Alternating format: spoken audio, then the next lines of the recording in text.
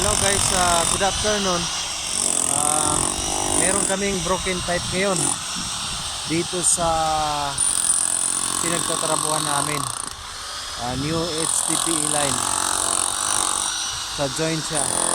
Nagli-leak. Kaya dito guys, ito ang mga kasamahan ko. Ito. Gumagamit ng jackhammer guys para matulong itong rito. Kaya guys, tingnan nyo, magaling talaga ang van 30 jackhammer, ang lakas. Kaya ang lakas niya makatibag ng konkreto. High quality talaga guys ang 30 jackhammer. Pero malaki rin ang presyo kasi ang ganyan kahit na 30 jackhammer guys, pag ikumpara natin sa pera natin sa Pilipinas, lampas 100k ang halaga ng ganun na hindi jackhammer.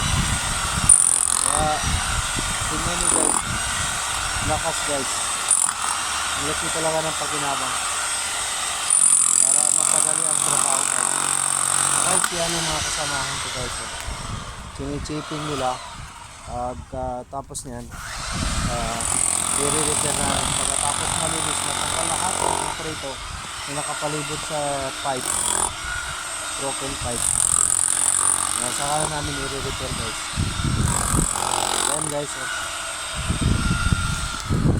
yan. Okay guys, salamat. Ito ngayon. Yan ang view ng kwan pinagtatrabaho namin guys. Yan.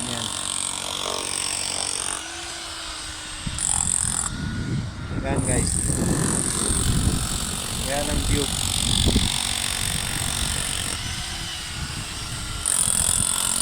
Yan guys, may ilog pa dito guys. Yan yan ang bridge.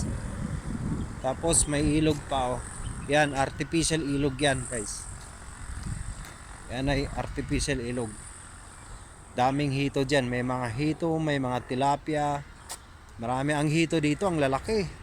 Ang isang piraso umaabot ng 3 kilo, 5 kilo.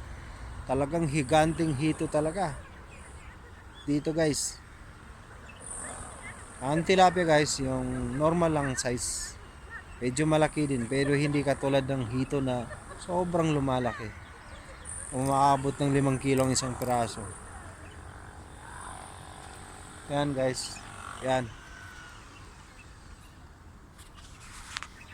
Okay guys, salamat.